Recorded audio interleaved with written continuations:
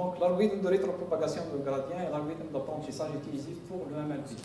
C'est un algorithme simple, puissant même pour des modèles complexes. Malgré son succès accentué dans de nombreuses applications, cet algorithme présente cependant un taux de convergence nain. Afin d'améliorer la performance de l'algorithme de rétropropagation, donc plusieurs travaux ont été proposés dans la littérature. Donc, la méthode proposée dans ce travail consiste à améliorer l'algorithme de rétropropagation conventionnelle en créant une nouvelle stratégie d'apprentissage pour optimiser les coefficients inégalisés à la base du perceptron multicouche. Donc la méthode proposée est basée sur une autre méthode précédemment introduite nommée HPAC propagation. Nous avons démonté notre méthode par un HPAC propagation. Donc ces figures présentent une comparaison entre la stratégie d'apprentissage conventionnelle et la nouvelle stratégie d'apprentissage. Dans la nouvelle stratégie d'apprentissage, le MLP peut être divisé en deux sous-MLP et chaque sous-MLP est optimisé par son propre algorithme. Dans le cas, le premier algorithme optimise la première couche et le deuxième optimise toutes les autres couches, de la deuxième couche vers la couche de sortie. Donc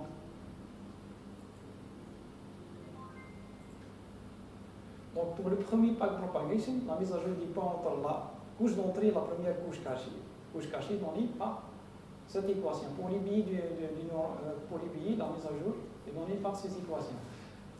Pour le deuxième backpropagation, la mise à jour entre la deuxième couche cachée et la couche de sortie ainsi le billet du neuron de la sortie, donc est donnée par ces équations.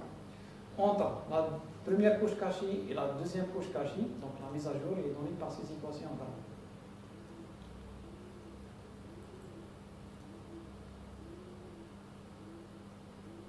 Donc, ces figures montrent les performances en termes du code de convergence de l'erreur quadratique moyen des trois stratégies pour les deux canaux. Ces figures montrent une amélioration dans le taux de convergence et aussi dans le niveau de l'erreur quadratique moyenne lors de l'utilisation de la méthode proposée. Et ces figures montrent les performances en termes de taux d'erreur binaire. Ces figures montrent que la méthode proposée présente un erreur plus faible par rapport aux autres méthodes.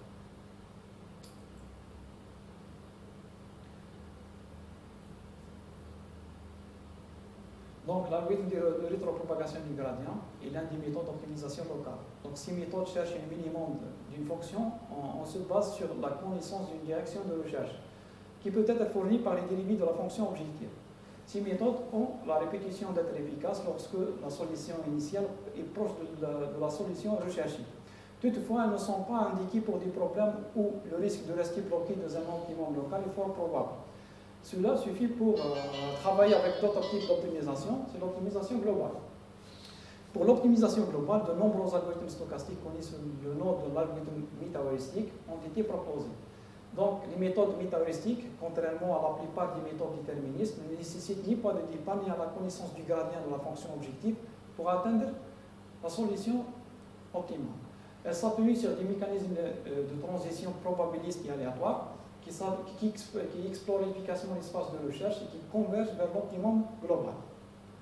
L'efficacité d'une métaheuristique est liée à sa capacité d'établir un certain équilibre entre l'exploitation des expériences acquises au cours de la recherche et l'exploration de l'espace de recherche pour identifier d'autres solutions de très bonne qualité.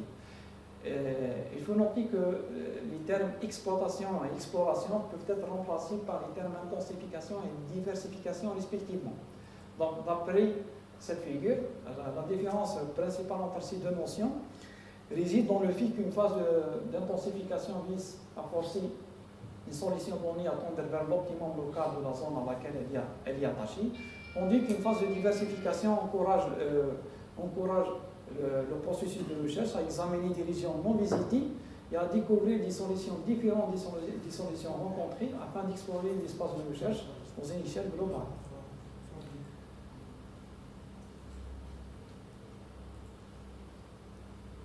Donc, l'ensemble des métaheuristiques proposées dans la littérature sont classés en deux classes. Des métaheuristiques à base de solutions uniques et des métaheuristiques à base de solutions multiples ou à population de solutions. Parmi les algorithmes à population de solutions les plus utilisés, nous mettons l'accent sur celles que nous avons étudiées dans le cadre de cette thèse. Donc l'algorithme d'optimisation par essaim de particules, donc PSO. Donc les individus de l'algorithme sont appelés particules et la population est appelée essaim. L'algorithme PSO commence l'apprentissage avec une initialisation aléatoire d'une population de particules dans l'espace de recherche. Donc les particules représentent des solutions des solutions potentielles aux problèmes traités. Donc chaque particule est caractérisée par sa vitesse de déplacement et par sa position dans l'espace de recherche. Donc la particule va se déplacer entre l'itération t et t plus 1 en fonction de sa vitesse et des deux meilleures positions qu'elle connaît, la sienne et celle de la population. Donc suivant les deux équations suivantes. Donc, les étapes principales de l'algorithme sont présentées dans la figure à droite. Donc l'algorithme d'optimisation de recherche dirigée, ou DIASON, a été proposé en 2011. L'algorithme DIASON comprend deux opérations importantes, la mise à jour de position et la mutation génétique. La première opération pour améliorer la convergence de l'algorithme et la deuxième opération pour améliorer la capacité de s'échapper de l'optimum local. Les étapes de l'algorithme DIASON sont illustrées à la figure numéro 1. Donc pour la mise à jour de la position, pour mettre à jour la position, l'algorithme DIASON utilise 6 paramètres. Donc tous les paramètres sont initialisés à la première étape. Donc pour générer la population initiale, une distribution uniforme est choisie comme indiqué dans l'équation numéro 1. La position est mise à jour comme indiqué sur la figure numéro 2. Donc la région avant est sélectionnée comme principale région. La région arrière est une région supplémentaire et elle permet de ralentir la vitesse de convergence de l'algorithme. L'étape d'adaptation donnée dans l'équation 2 est ajustée dynamiquement pour maintenir un équilibre entre la recherche locale et la recherche globale de l'algorithme.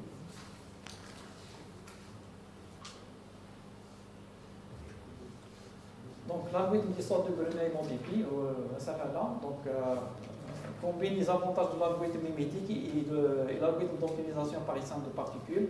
Il se compose d'un ensemble de grenouilles. Chacun représente une solution problème, partitionnée en différents groupes appelés mimiplex et qui évoluent indépendamment pour perforer l'espace des solutions dans les différentes directions. Donc, les étapes principales de l'algorithme sont présentées dans la figure numéro 1. Donc, pendant l'évolution du mimiplex, c'est-à-dire pendant l'exploration locale, donc la plus mauvaise grenouille, effectuer un saut vers la meilleure suivant les deux équations 1 et 2. Si le saut produit une meilleure solution, alors cette solution remplace la plus mauvaise. Sinon, on applique la même règle en remplaçant cette fois la meilleure solution par la solution globale. Si la nouvelle position reste moins bonne, on génère aléatoirement une autre solution par l'équation numéro 3.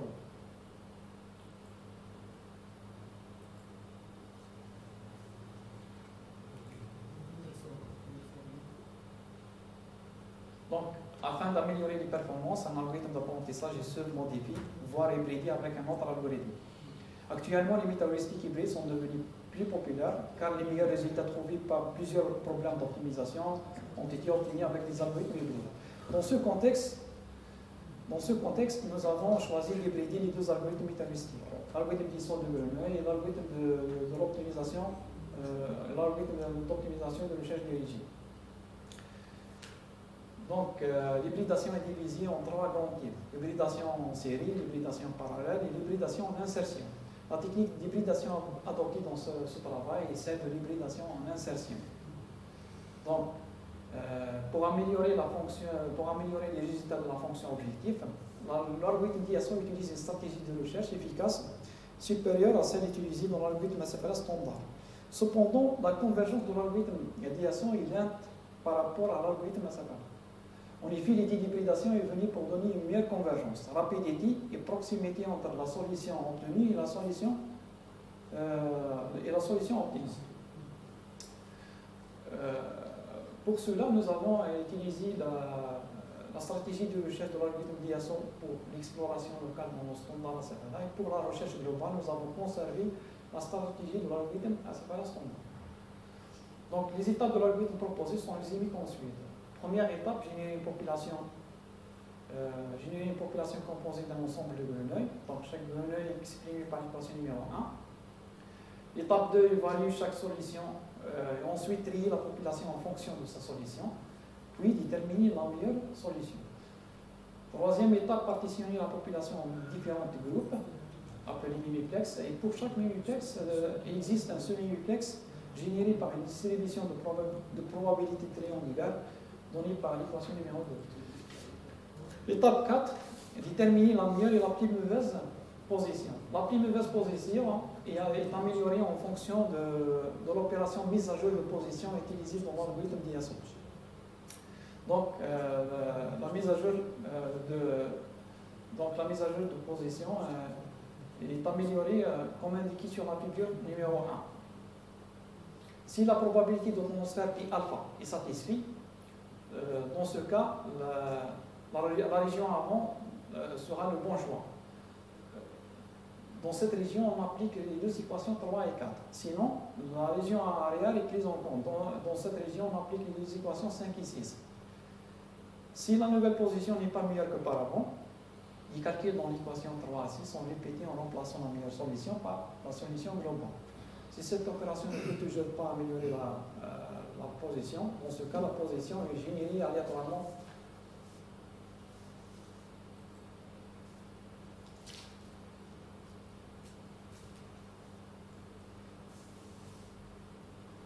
Donc, afin d'illustrer la performance de la méthode proposée, je présente les résultats numériques obtenus en utilisant un logiciel MATLAB pour optimiser les ports d'un réseau de neurones appliqué à l'égalisation des canaux dans les systèmes de communication numérique. Donc, le modèle de système utilisé est illustré à cette figure. Une séquence binaire est transmise à travers un canal de transmission. Donc, les performances ont été évaluées avec 3 canaux différents pour cette fonction de transfert présentée par les 3 équations 1, 2 et 3. La sortie du canal linéaire est donnée par l'équation numéro 4. Pour tester la performance de l'égaliseur dans un canal non linéaire, nous introduisons la non-linéarité modélisée par un critère de Vautier avec 3e ordre. Donc, la sortie du canal non linéaire est donnée par l'équation numéro 5. Cette sortie additionnée par un bruit additif lambdien et ensuite envoyée à l'égaliseur à base de réseau de neurones. Donc, la structure de l'égaliseur à base de réseau de neurones utilisée dans ce travail est illustrée à cette figure. La structure est conçue pour être simple pour éviter la complexité de calcul. Pour cela, nous avons utilisé 3 couches. La couche d'entrée, et sur couche cachée, la couche de sortie. Donc, d'après cette figure, la sortie du réseau est donnée par l'équation numéro 7 et la fonction d'activation utilisée dans la couche cachée est donnée par l'équation numéro 8.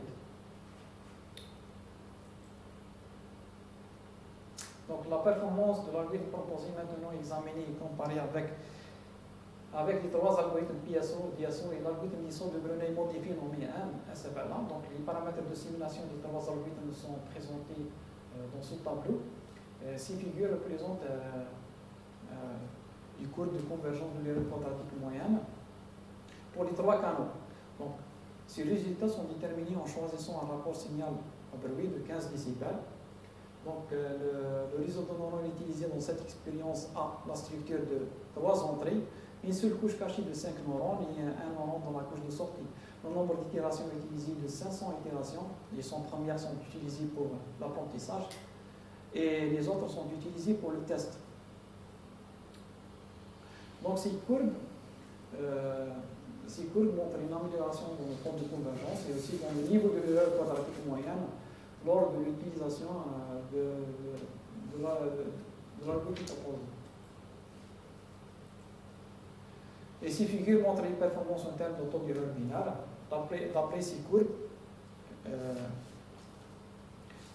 courbes, donc, la méthode proposée montre sa supériorité par rapport aux autres algorithmes. Lorsque le SNR dépasse 6 décibels pour le premier canal, 8 pour le deuxième et 10 pour le troisième canal. Pour les petites valeurs de SNR, ces tableaux présentent les valeurs numériques des taux d'erreur binaire pour les petites valeurs de SNR. D'après ces tableaux, nous remarquons que l'algorithme proposé présente un BOR plus faible par rapport aux autres algorithmes malgré le milieu fortement bruité. Et ce tableau présente les résultats numériques de l'erreur quadratique moyenne et taux d'erreur binaire. Notez que l'expérience a été évaluée avec différents nombres de neurones dans la couche cachée, à savoir 3, 4, 5 et 6. D'après ce tableau, donc on peut voir que l'erreur quadratique moyenne de l'algorithme proposé est mieux que les 3 autres algorithmes. La performance de l'algorithme des sauts de grenouille modifié est mieux que l'algorithme d'IASO pour les 2 premiers canaux, et c'est l'inverse pour le 3e. Pour les performances en termes de taux d'erreur binaire, donc les résultats montrent que l'algorithme proposé donne un BOR plus faible par rapport aux autres algorithmes.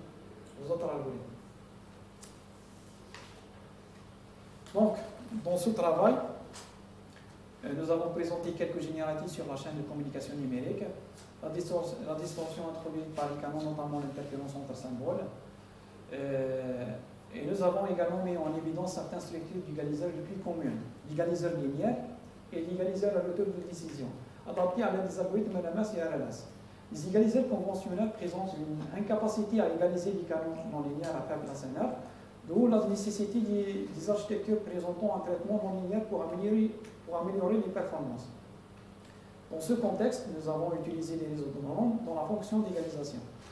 Pour améliorer la capacité d'apprentissage de réseaux de neurones, nous avons proposé 2 méthodes. Donc, la première méthode est basée sur la structure de réseau RP à l'algorithme de rétropropagation du gradient. Et la deuxième méthode est basée sur l'hybridation de 2 algorithmes métaheuristiques à base de population de solutions. Donc les expériences montrent que les méthodes proposées présentent les meilleurs résultats par rapport aux autres algorithmes.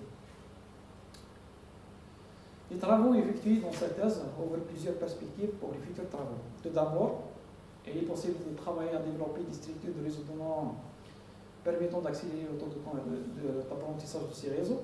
Il est toujours possible d'étendre ce travail en utilisant les modélisations à grand nombre d'états avec d'autres types de canaux. Dans ce travail, nous avons utilisé les méthodes supervisées. Celles-ci utilisent une partie de la bande passante, ce qui entraîne une diminution de l'efficacité spectrale et donc du débit. Donc ce travail peut être prolongé également sur un autre volet en considérant des algorithmes autodidactes. Donc malgré la complexité, ces algorithmes économisent la bande passante et permettent d'augmenter l'efficacité des systèmes de communication. Et merci pour votre attention.